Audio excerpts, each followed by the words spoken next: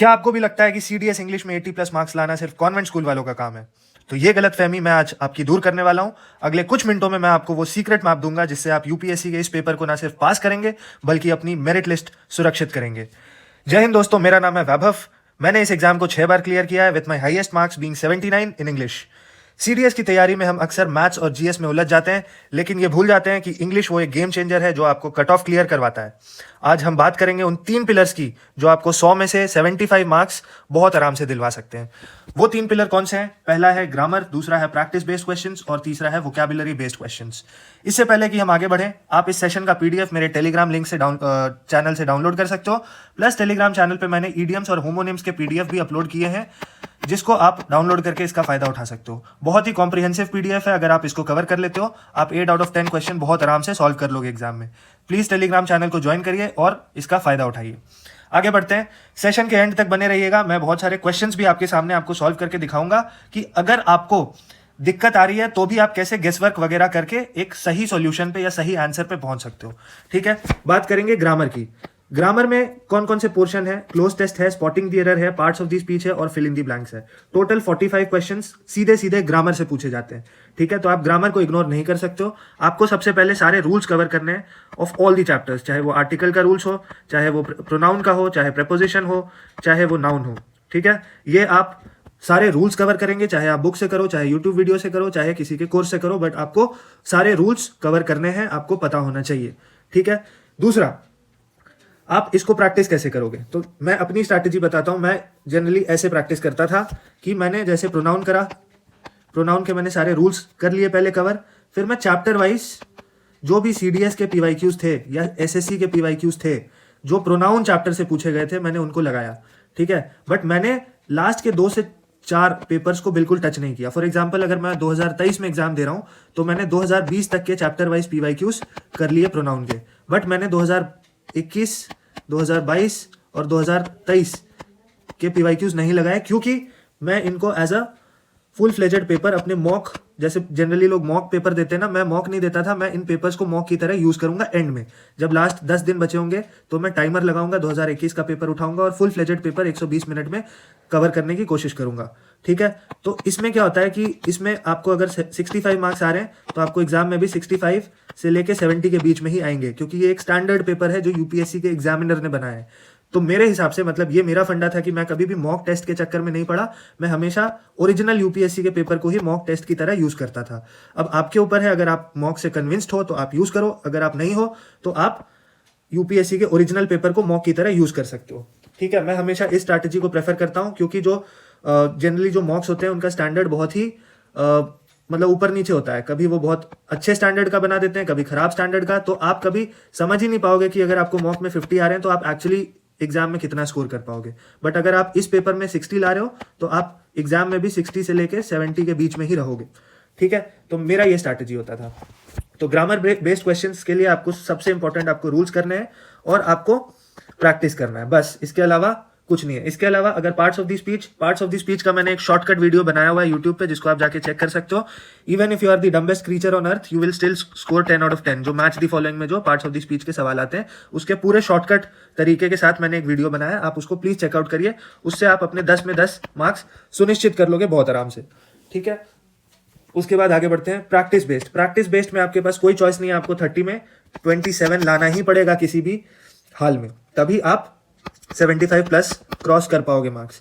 ठीक है, इसमें क्या क्या होता है? इसमें होता है ordering of the words, ordering of sentence, जिसमें S1 S6 वाले होते हैं। ऑर्डरिंग ऑफ द वर्ड्स तो PQRST वाले होते हैं। इसमें अगर आपको 10 में 9 आ रहा है तो फिर आपको एग्जाम की तैयारी छोड़ देनी चाहिए, क्योंकि बहुत ही आसान सेक्शन है ये। इसमें 10 में 10 आना ही चाहिए किसी भी कीमत पे।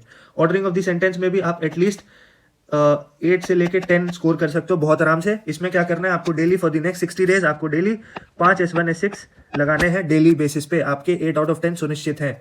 S1 S2 बहुत ही इजी सेक्शन है, लॉजिकल रीजनिंग आपका टेस्ट करता है ये। ठीक है, S1 S2 का भी मैंने सवाल यहाँ पे डाला हुआ है, मैं आपको सॉल्व करके दिखाऊंगा। ठीक है, और अगर 50 लोग कमेंट करते हैं तो मैं इस पे एक वीडियो बनाऊंगा S1 S2 के शॉर्टकट्स के ऊपर। ठीक है, ये भी बिल्कुल आप शॉर्टकट तरीके से बहुत आराम से इसमें आप 8 आउट ऑफ 10 स्कोर कर सकते हो, अगर आपको कॉन्सेप्चुअल क्लैरिटी है तो। ठीक है, अगर आप कमेंट करते हो, आप चाहते हो, तो मैं एक वीडियो बनाऊंगा इसके ऊपर कॉम्प्रिहेंसिवली S1 S2 को कवर करते हुए, और we will make sure together कि हम इसमें कोई गलती ना करें। ठीक है, S1 S2 का चूंकि हमारे पास है तो मैं आपको एक दो सॉल्व करके दिखाता हूँ, ठीक है। फॉर एग्जाम्पल अगर S1 में लिखा हुआ है कि a 4 stroke engine is more efficient than a 2 stroke engine, ठीक है। S2 में लिखा हुआ है 2 stroke engine has been phased out to protect the environment, ठीक है। अब आपको देखना है कि दोनों S1 सेंटेंस 1 और सेंटेंस 2 में क्या रिलेशन है, ठीक है। सेंटेंस 1 और सेंटेंस 2 में क्या रिलेशन है, क्या दोनों एक दूसरे को कोरिलेट कर रहे हैं, कॉन्ट्राडिक्ट कर रहे हैं, या कॉन्ट्रास्ट, या फिर कंफर्म कर रहे हैं, ठीक है। अब आप इसको लॉजिकली सोचो, एक 4 स्ट्रोक इंजन जो है मोर एफिशिएंट है, ठीक है, एफिशिएंसी की बात हो रही है, और दूसरे में लिखा है 2 stroke engine has been phased out to protect the environment. इसका पहला मतलब कि ऑब्वियसली 2 स्ट्रोक इंजन जो होगा वो कम एफिशिएंट है, ठीक है। इसका मतलब स्टेटमेंट 2 जो है स्टेटमेंट 1 को कंफर्म तो कर रहा है, लेकिन स्टेटमेंट 2 एनवायरनमेंट की बात कर रहा है और स्टेटमेंट 1 एनवायरनमेंट की बात नहीं कर रहा है। तो मैं कंफर्म हमारा गलत हो गया, क्योंकि कॉन्टेक्स्ट अलग अलग है दोनों, ठीक है। कॉन्ट्रास्ट और कॉन्ट्राडिक्ट तो हो ही नहीं सकता, तो ये कोरिलेट कर रहा है एक दूसरे को, तो कोरिलेट टू दी फर्स्ट जो है सही है। कोरिलेट क्यों है, कंफर्म क्यों नहीं है, क्योंकि यहाँ पे ये एनवायरनमेंट की बात कर रहा है, यहाँ पे एनवायरनमेंट की बात नहीं कर रहा है, ठीक है। यहाँ पे एनवायरनमेंट की बात नहीं कर रहा है, यहाँ पे एफिशिएंसी की बात कर रहा है। तो हो सकता है एनवायरनमेंट की कर रहा हो सकता है एनवायरनमेंट की ना कर रहा हो, तो हमको वो क्लैरिटी नहीं है कि एनवायरनमेंट की कर रहा है या नहीं कर रहा है, बट सेकंड में क्लैरिटी है कि ये एनवायरनमेंट का कर रहा है, इसीलिए मैं कोरिलेट के साथ जाऊंगा और कंफर्म के साथ नहीं जाऊंगा, ठीक है। Second, S1 bottled water is safer than the tap water. S2 in many countries tap water is fed to babies, ठीक है। S1 बोल रहा है कि टैप वाटर जो है, नलका का पानी जो है वो सेफ है, सॉरी बॉटल्ड वाटर मतलब पैकेज्ड वाटर जो है वो सेफ है नलके के पानी से, नलके के पानी के कंपैरिजन में। और S2 कह रहा है कि in many countries tap water is fed to the babies. इसका मतलब S2 जो है वो ये कह रहा है कि बहुत सारी ऐसी कंट्रीज हैं जहां पे नलके का पानी बच्चों को पिलाते हैं, मतलब बहुत सारी ऐसी कंट्रीज हैं जहां पे टैप वाटर सेफ है। बट S1 बोल रहा है कि टैप वाटर सेफ नहीं है as compare to the bottled water. तो इसका तो सीधा सीधा मतलब है कि ये कॉन्ट्रास्ट है, ठीक है। एसर्ट दी फर्स्ट हो ही नहीं सकता क्योंकि दोनों उल्टे सेंटेंस हैं, तो एसर्ट हो नहीं सकता, कंफर्म हो नहीं सकता, एक्सटेंशन भी नहीं हो सकता। ये तीनों पॉजिटिव है, पॉजिटिव है, पॉजिटिव है, सॉरी पॉजिटिव है और पॉजिटिव है, बट ये है हमारा नेगेटिव, ठीक है। और सेंटेंस भी एक दूसरे के ऑपोजिट है, ठीक है। तो सेंटेंस नेगेटिव है, तो ये नेगेटिव है, तो ये हमारा आंसर होगा, ठीक है। ऐसे करके आपको अप्रोच करना है, बहुत आराम से 8 आउट ऑफ 10 इसमें स्कोर कर सकते हो, ठीक है। प्लस शॉर्टकट अगर मैं बताऊंगा तो आप बहुत आराम से 8 या 9 आउट ऑफ 10 स्कोर कर लोगे, ठीक है। तो आप मेरे को बताना अगर आप चाहते हो तो मैं इस पे वीडियो बना सकता हूँ, ठीक है। नेक्स्ट, प्रैक्टिस बेस्ड में हमारा हो गया ऑर्डरिंग ऑफ दी वर्ड्स। बहुत सिंपल है, इसमें तो कुछ कहना ही नहीं है, कोई भी कर सकता है इसको। 10 आउट ऑफ 10 इसमें आपको लेना ही लेना है। ऑर्डरिंग ऑफ दी सेंटेंस में आपको 8 आउट ऑफ 10 लेना ही लेना है। S1 S2 में आपको 8 आउट ऑफ 10 लेना ही लेना है। 26 मार्क्स आपको, 26 क्वेश्चंस आपको यहाँ पे सही करने ही करने हैं। और ग्रामर में अगर मैं बोलूँ तो आपको एटलीस्ट 35 करना ही करना है सही, ठीक है। अब आते हैं वोकैब बेस्ड। 35 भी नहीं, आपको 37 करना पड़ेगा एटलीस्ट, क्योंकि ग्रामर बेस्ड भी अगर आपने रूल कवर कर लिया है तो आपके लिए ये वाला सेक्शन केक वॉक होने वाला है, केक वॉक होने वाला है लिटरली, अगर आपने इसको अच्छे से कर लिया तो, ठीक है, ठीक है। थर्ड हो गया वोकैब बेस्ड। अच्छा, अगर आपको इसको कवर करना है, मैंने ऑलरेडी रिकॉर्ड कर रखा है बहुत सारे लेक्चर्स जिसमें ग्रामर के सारे रूल्स कवर्ड हैं, आप उसको ले सकते हो 650 रुपीज़ में। इसके अलावा अब हम डेली लाइव सेशन कर रहे हैं जिसमें हम लोग प्रैक्टिस करेंगे ग्रामर और प्रैक्टिस बेस्ड और वोकैब बेस्ड, ठीक है। 2 महीने, अगले 2 महीने हर वीकेंड पे 2 से 3 दिन हर वीक हम लोग प्रैक्टिस सेशन रखने वाले हैं लाइव, जिसमें हम लोग सिर्फ PYQs करेंगे और ये देखेंगे कि जो क्वेश्चन हमको नहीं आता है उसको हमको कैसे अप्रोच करना है और कैसे हमको सही जवाब तक पहुंचना है, ठीक है। तो ये हम लोग करने वाले हैं, आप चाहोगे तो आप इंक्वायरी कर सकते हो। Next, vocab based. Vocab based questions में मेरा ये एनालिसिस है, मैंने ये समझ पाया हूं अभी तक, जो भी मैंने प्रीवियस ईयर देखा है, कि 70% क्वेश्चंस जो हैं वोकैब बेस्ड वो रिपीट होते हैं, ठीक है। और रिपीट कहाँ से होते हैं? SSC से रिपीट होते हैं और CDS से रिपीट होते हैं। इसका भी प्रूफ के लिए मैंने वीडियो एक ऑलरेडी बना के अपलोड किया हुआ है यूट्यूब पे, आप प्रूफ देखना चाहो आप देख सकते हो। 70% वोकैब के क्वेश्चंस रिपीट होते हैं। तो अगर आपको तैयारी करनी है, आप सबसे पहले वोकैब में आप PYQs लगाओ, CDS के और SSC के, ठीक है। इसका भी मैंने PDF 800 वर्ड्स का अपने, मतलब ये पेड है, ये आप ले सकते हो।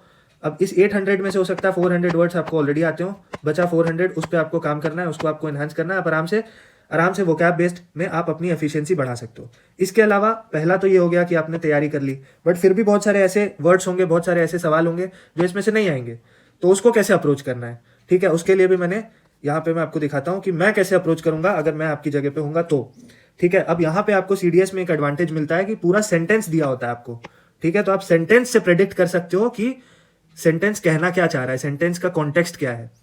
For example, he was accused of plagiarism for having copied from someone else without due acknowledgement.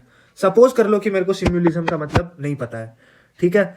Sentence पढ़ के मेरे को क्या समझ में आ रहा है? सेंटेंस पढ़ के ये समझ में आ रहा है for having copied from someone else without due acknowledgement, मतलब चीटिंग की बात हो रही है, कॉपी करने की बात हो रही है, ठीक है। और सिम्युलिज्म से मैं सिम्युलिज्म और सिमिलैरिटी है ना, सेम सेम वर्ड्स लग रहे हैं, बट चलो फिर भी मान लो कि मेरे को नहीं पता ये, ठीक है। अब मैं ऑप्शन में देखूंगा कि कॉपी करना या फिर सिमिलर सिमिलर होना किस वर्ड से रिलेट कर रहा है।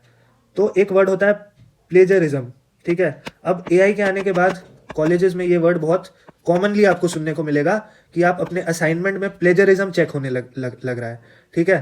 तो प्लेजरिज्म का मतलब है कि आप एआई से कॉपी नहीं कर सकते, या फिर आप कहीं से भी कॉपी करते हो उसको प्लेजरिज्म बोलते हैं। तो मेरे को अगर तुक्का लेना पड़ेगा तो मैं सी के साथ जाऊंगा और यही मेरा सही आंसर भी होगा, ठीक है। वैसे ही सिमिलरली अगर आप इसमें देखो, दी domineering manager behaved in a paternal manner with his subordinates, not allowing them to decide for themselves। अच्छा, ये सारे 2025 सेकेंड वाले पेपर का सवाल है, ठीक है।